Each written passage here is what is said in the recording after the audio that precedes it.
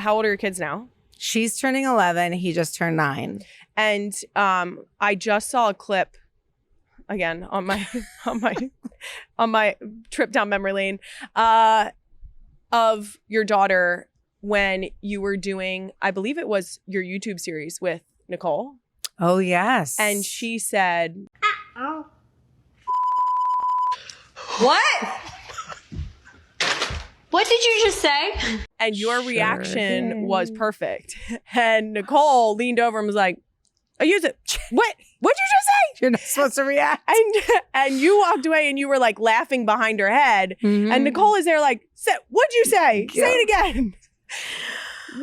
I assume that means that you curse in your household. A little bit. We're big fans of that here. A little bit, Big yeah. fans. I feel like, and listen, To be fair, she used it correctly. she did use it correctly. I She was was actually more frustrated, impressed at the right? fact that she used it correctly than the fact that she said it.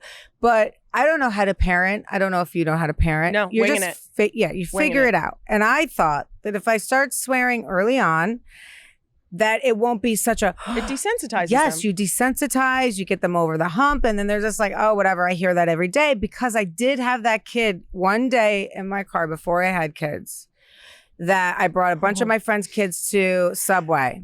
I brought 3 of them, and I'll never forget it. One of them just dropped the F-bomb in the middle of the car, and the other 2 were like, oh, you can't say that. And then the boy was like, yeah, you can. And then she's like, I can say fuck.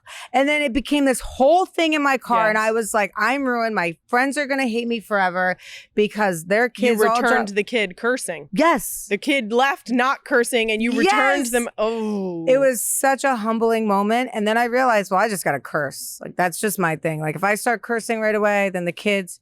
So now that I curse, and my son just said it to me this morning because I was saying something under my breath. He goes, you shouldn't be cursing. You're better than that. I'm like, so now I got the reverse. I got the kids that don't want me to curse. Right. But I know them. I see them, and I see my son playing his video games. They curse Right.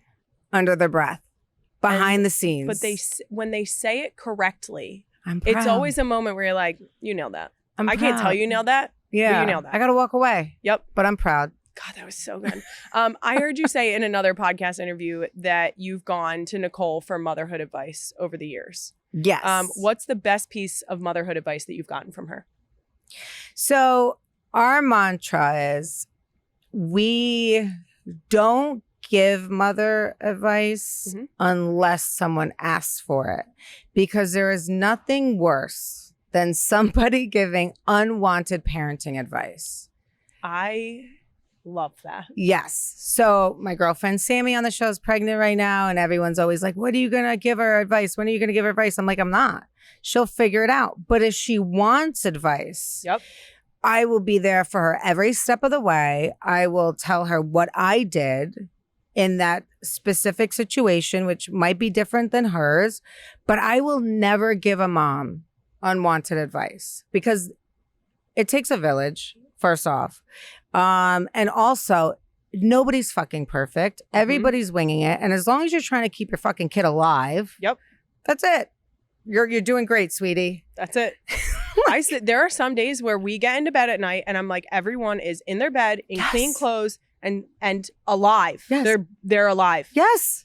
We're calling it a win. Yes, that's a win. And also, I always like to point out when people ask me for advice now, because I'm 4 deep, Yeah. I'm like, first of all, I'm 5 and under. I can't tell you anything over 5 right now. That's and insane. also, every single one of our kids are so different Yeah. that if I gave you advice that applied to our first, it wouldn't have worked for our second and fourth. 100%. And so the idea of people giving that unsolicited advice, you're like, can you put a cork in it? To me, it's condescending and you're projecting, because to me, I'm like, why are you giving that to me? I don't want it. And you're just trying to say a situation that happened in your life that's not currently happening in mine. Yep. Like you just said, you have 4 girls under 5, all different, all in Yep. the same house. I have a son with autism. I have a daughter who's highly emotional. I can't even give the same advice for In your own house. in my own house because I have 2 different completely parenting styles when it comes to them. Yes. So the fuck kind of advice am I going to give? Holding on by a thread. It gets better. It doesn't. Sorry. Right. It doesn't. My No, I already daughter's know turning that. 11. It I doesn't, know that. It gets different. It does. doesn't get better. It just gets different. It it has its a new set of challenges every phase. God. Yeah. Lovely.